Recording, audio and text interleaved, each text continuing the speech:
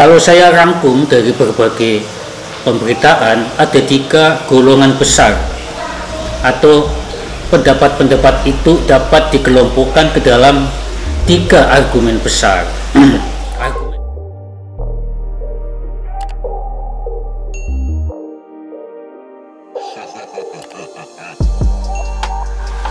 Assalamualaikum warahmatullahi wabarakatuh. Ketemu lagi dengan saya Mudofir Abdullah.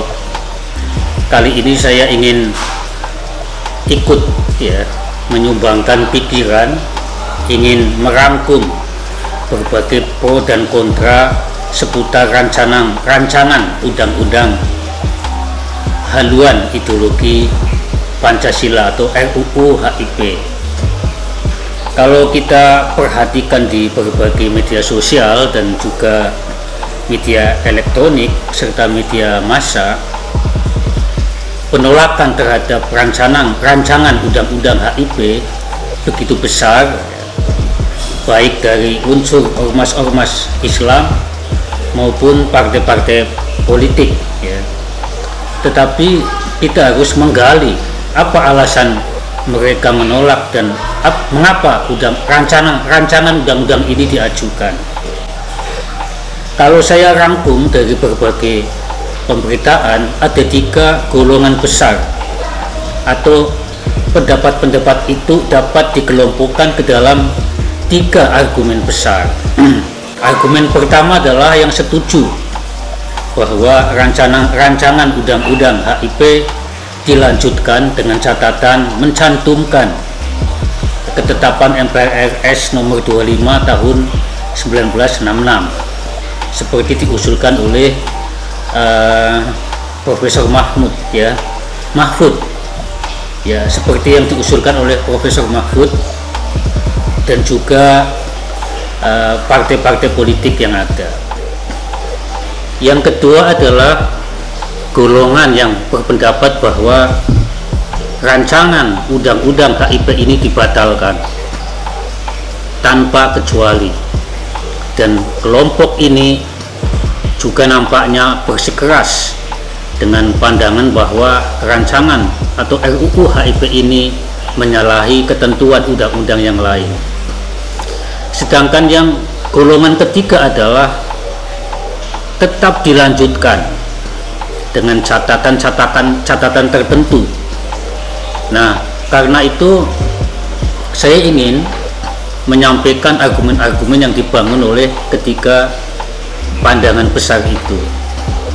Pandangan pertama yang disodorkan adalah tadi RUU HIP tetap dilanjutkan dan penundaan ini dilakukan agar DPR melakukan penggalian aspirasi masyarakat, membangun dan menyerap pendapat-pendapat yang dikemukakan oleh kelompok-kelompok masyarakat seluas-luasnya untuk membenahi dan menyempurnakan rancangan undang-undang HIP ini. Kemudian pandangan yang kedua itu beralasan bahwa sebaiknya rancangan ini dibatalkan karena akan mendegradasi Pancasila atau kedudukan Pancasila. Dari pertama pembentuk norma hukum hanya diatur oleh norma-norma hanya undang-undang. Inilah kemudian diusulkan agar Pancasila dikuatkan landasan hukumnya melalui rancangan undang-undang PIP, pembinaan ideologi Pancasila. Dan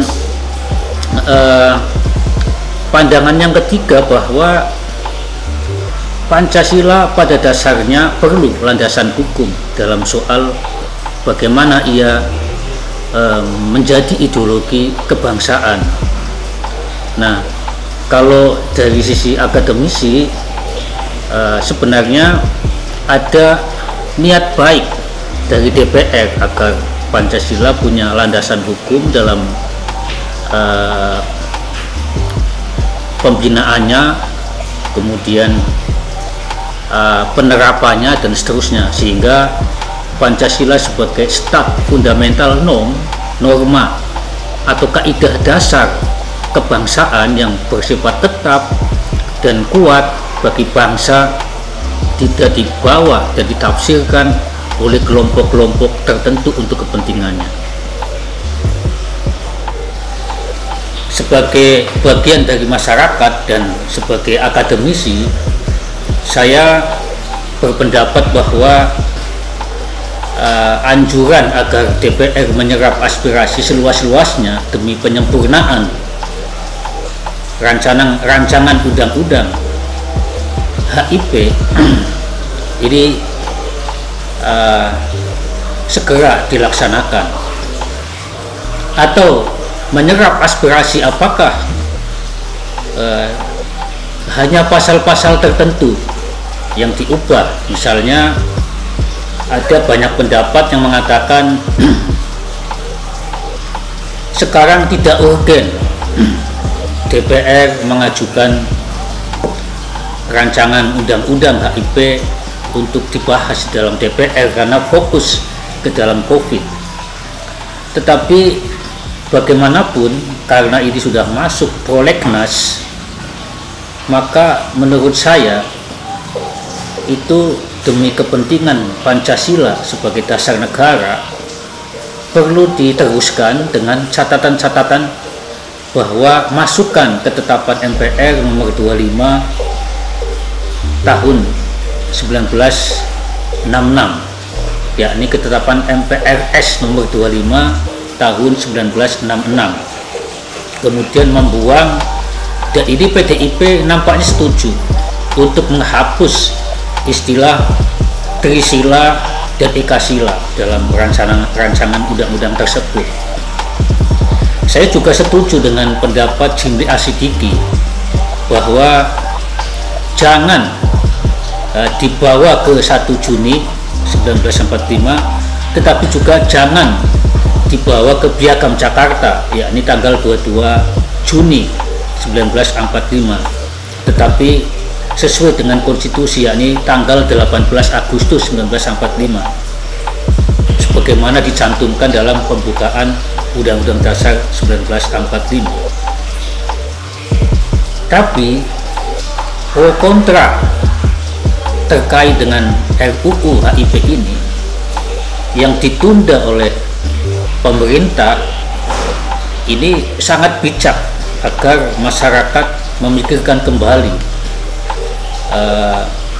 baik buruknya rancangan undang-undang HIP ini, atau apakah seperti yang diusulkan oleh PPAD atau Persatuan Purnawirawan Angkatan Darat yang diketuai oleh Letnan Jenderal Kiki Sahnardi, juga oleh Ketua LPRI Legiun Veteran Republik Indonesia, yang menyatakan bahwa rancangan undang-undang HIP diganti menjadi rancangan undang-undang PIP, yakni pembinaan ideologi Pancasila. Alasan dari kedua organisasi Angkatan Darat ini adalah sebagai pembentuk norma, maka Pancasila kedudukannya sangat kuat dan tetap, tidak berubah, dan dia tidak bisa diatur oleh norma hukum yang lain. Karena itu yang tepat adalah rancangan undang-undang pembinaan ideologi Pancasila, bukan haluan ideologi Pancasila. Nah, posisi saya sebagai akademisi, yang penting adalah stabilitas nasional tetap terjaga dan nomor satu. Jangan sampai bangsa ini terpecah karena kita masih memperdebatkan apa yang sebenarnya sudah final, ya, Pancasila sebagai start fundamental norm, kaidah dasar, kaidah fundamental negara yang kedudukannya sangat kuat. Nah, agar kita tidak curiga kepada kelompok-kelompok tertentu sebaiknya kita harus bersikap arif bahwa saya yakin ada niat baik dan iktikad baik dari golongan tertentu bahwa Pancasila harus dikuatkan sebagai landasan hidup berbangsa dan bernegara. Nah, karena itu kemudian perkembangan terakhir sangat kondusif dan saya melihat bahwa akan ada tanda-tanda kompromi dan tidak ada pemaksaan, dan argumen-argumen yang mengatakan bahwa yang pro ini dilanjutkan itu mengatakan bahwa agar tidak ada peluang kelompok-kelompok tertentu mendirikan agama khilafah. Tetapi di sisi lain yang kontra, jangan pula rancangan undang-undang HIP ini dibawa ke arah komunisme. Saya kira saling tuduh semacam ini harus berakhir dan kita melihat masa depan bangsa ini itu kepentingannya lebih penting daripada kepentingan kelompok-kelompok tertentu. Kami berpendapat bahwa para intelektual, elit-elit politik, elit-elit kampus ikut menyumbangkan pikiran bagaimana seharusnya Pancasila ini dilindungi dari aspek hukum, ya. Nah, sehingga saya setuju bahwa BPIP yang berdirinya itu berdasarkan perpres harus dinaikkan ke dalam undang-undang sehingga kedudukan BPIP sebagai pembina ideologi Pancasila kuat dan di masa depan akan menjadi benteng terakhir bagi kelangsungan Pancasila sebagai dasar negara kita. Saya kira itu yang dapat saya sampaikan, mudah-mudahan bermanfaat dan bangsa kita tetap bersatu, tidak ada kelompok-kelompok yang saling curiga, dan kita berpedoman Pancasila sebagai dasar negara yang harus diajarkan kepada anak-anak bangsa, karena tidak setiap anak bangsa mengenal Pancasila secara otomatis. Pancasila dan nilai-nilainya harus masuk ke dalam kurikulum pendidikan sehingga nilai-nilainya dapat diamalkan oleh bangsa Indonesia. Wassalamualaikum warahmatullahi wabarakatuh.